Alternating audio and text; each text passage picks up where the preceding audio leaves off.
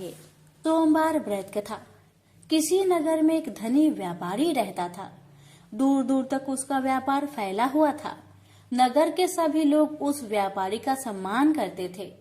इतना सब कुछ संपन्न होने के बाद भी वह व्यापारी बहुत दुखी था, क्योंकि उसका कोई पुत्र नहीं था, जिस कारण अपने मृत्यु के पश्चात व्यापार के उत्तराधिकारी की चिंता उसे हमेशा सताती रहती थी।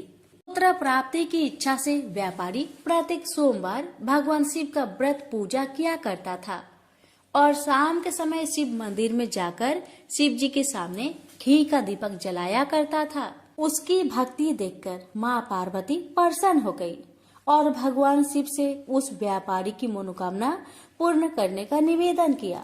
भगवान शिव बोले, इस संसार में सबको उसके कर्म के अनुसार फल की प्राप्ति होती है।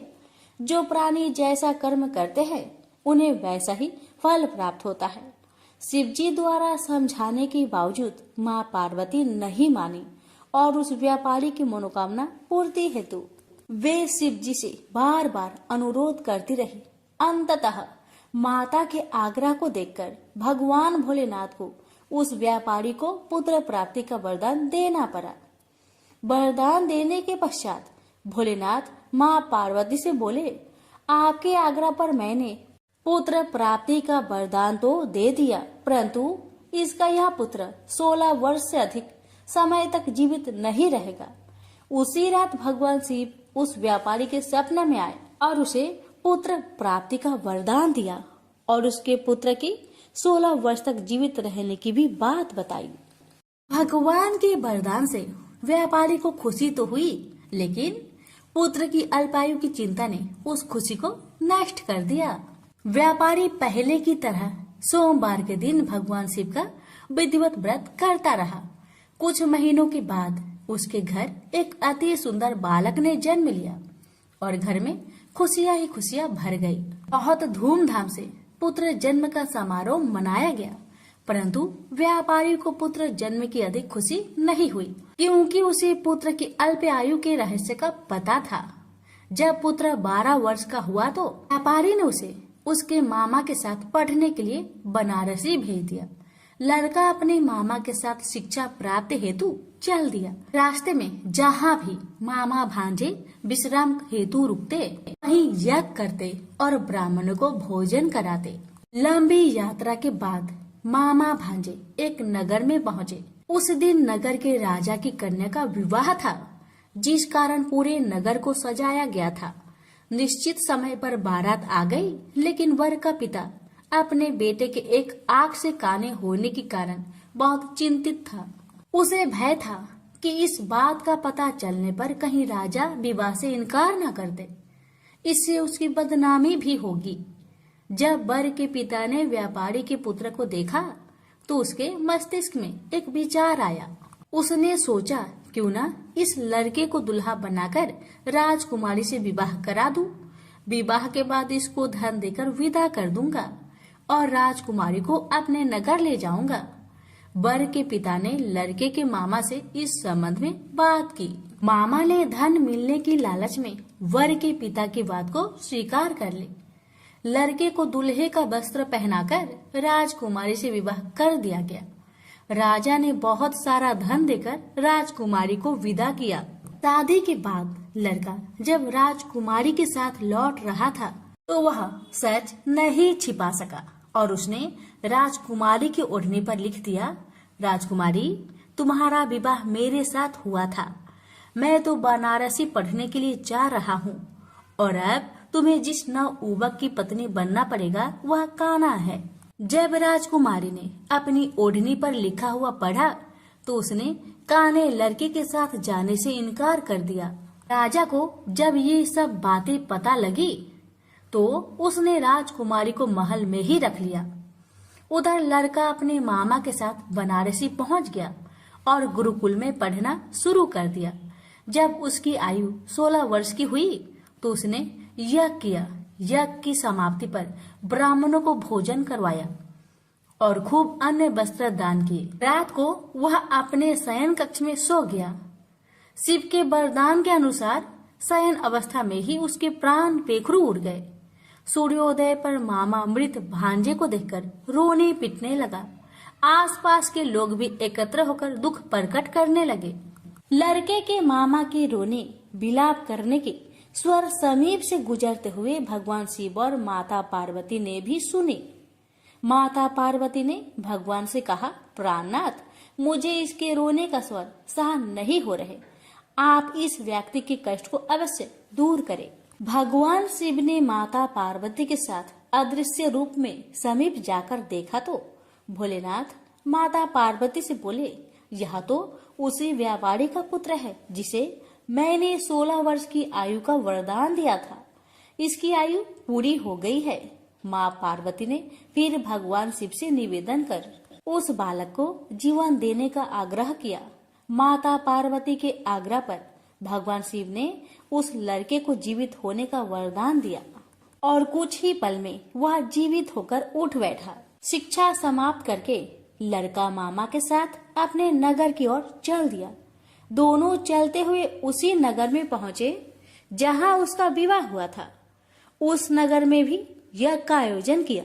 समीप से गुजरते हुए नगर के राजा ने यज्ञ का आयोजन देखा और उसने तुरंत ही लड़के और उसके मामा को पहचान लिया।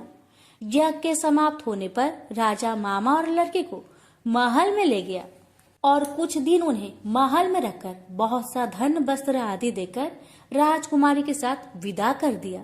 इधर भूखे प्यासे रहकर व्यापारी और उसकी पत्नी बेटे की प्रतीक्षा कर रहे थे। उन्होंने प्रतिज्ञा कर रखी थी कि यदि उन्हें अपने बेटे की मृत्यु का समाचार मिला तो दोनों अपने प्राण त्याग देंगे।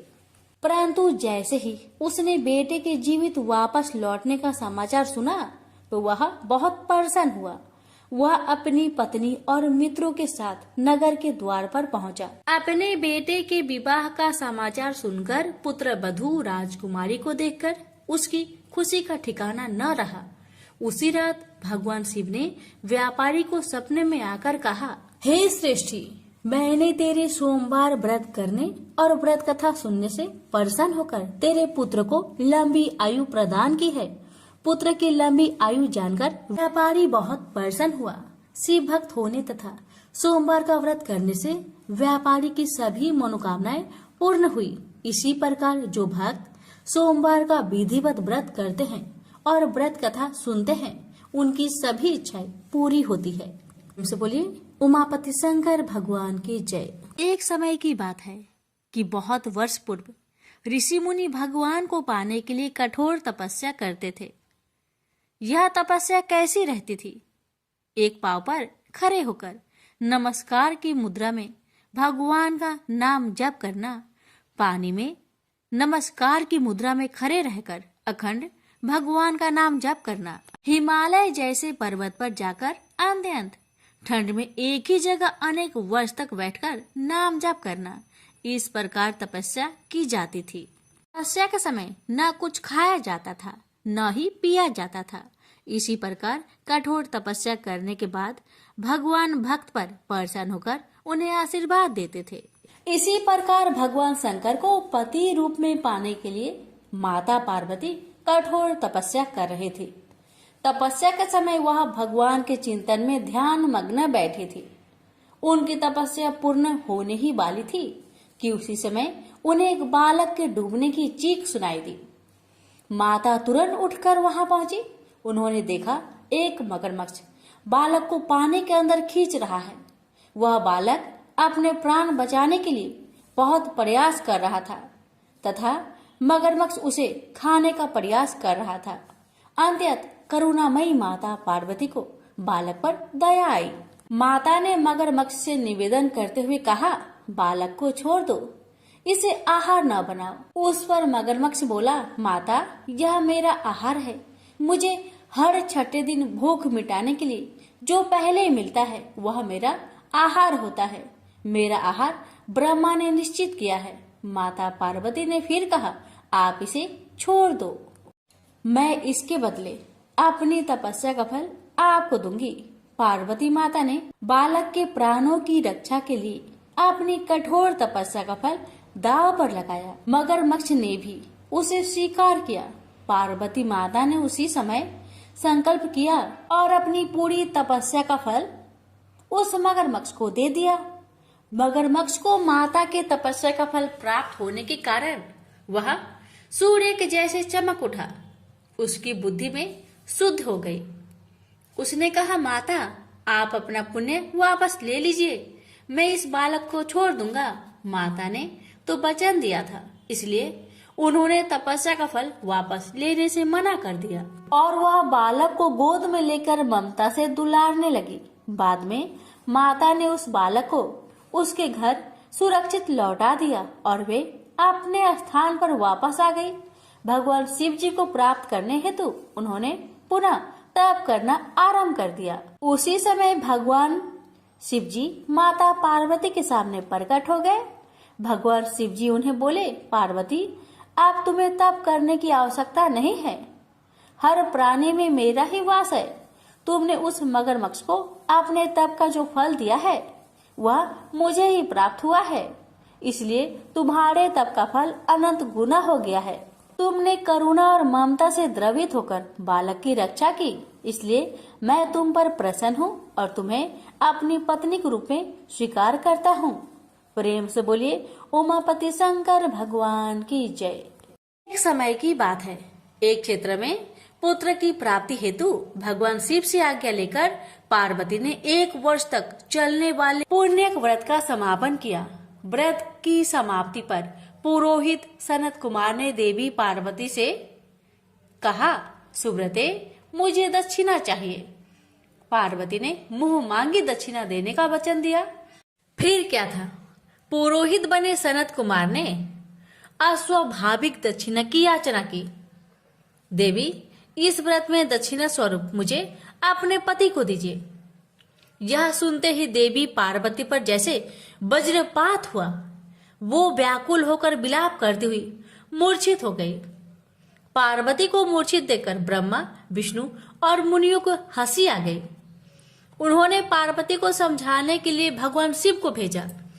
पार्वती की मूर्छा टूटने पर शिव ने उन्हें समझाया, हे देवी, देव कार्य, पितृ कार्य या नित्य नैमित्तिक जो भी कार्य दक्षिणा से रहित होता है निष्फल हो जाता है। उस कर्म से दाता कालसूत्र नामक नगर में गिरता है। इसके बाद वह दीन होकर शत्रुओं से पीड़ित होता है। ब्राह्मण को संकल्प की हुई दक्षिणा उस समय न देने से वह बढ़कर कई गुना हो जाती है। भगवान विष्णु और ब्रह्मा ने पार्वती से धर्म रक्षा के लिए अनुरोध किया। धर्म ने भी समझाया, देवताओं ने भी कहा, मुनियों ने भी दक्षिणा देने की प्रेरणा दी, फिर भी पार्वती चुप रही। तब सनत कुमार ने कहा, हे शिवे, या तो आप मुझे दक्षिणा में अपने पति को प्रदान कीजिए या अपने दीर्घकालीन कठोर तप का फल भी त्याग दीजिए। इस महान कर्म की दक्षिणा न मिलने पर मैं इस दुर्लभ कठोर व्रत का फल ही नहीं, आपके समस्त कर्मों का फल भी प्राप्त कर लूंगा। उद्गन होकर पार्वती ने कहा, पति से वंचित हो जाने वाले कर्म से क्या लाभ?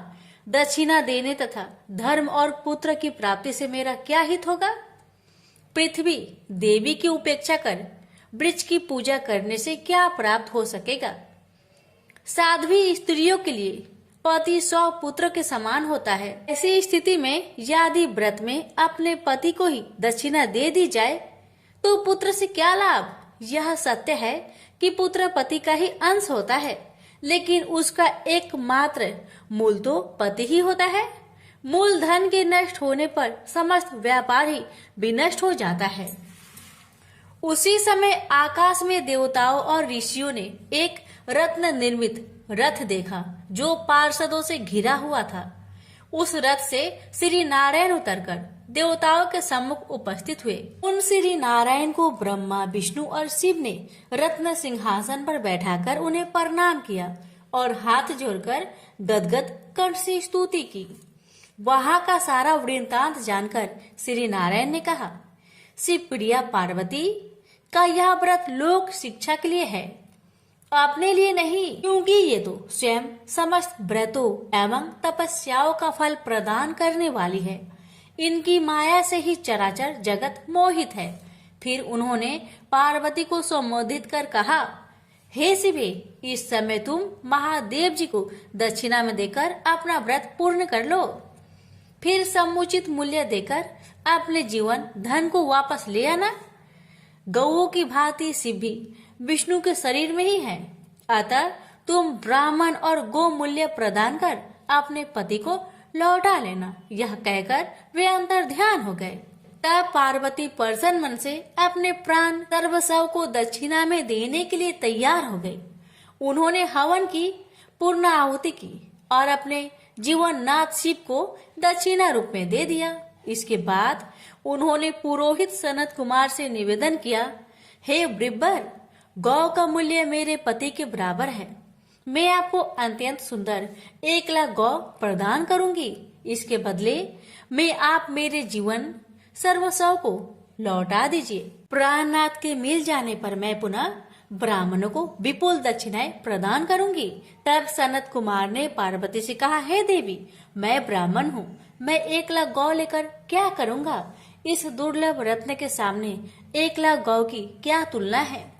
मैं इन्हें साथ लेकर त्रिलोक में भ्रमण करूंगा। उस समय समस्त बालक उन्हें देखकर प्रसन्नता पूर्वक ताली बजा बजाकर अट्ठास करेंगे।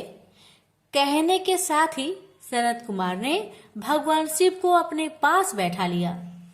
यह सुनकर पार्वती जलहीन मछली की भांति छटपटाने लगी।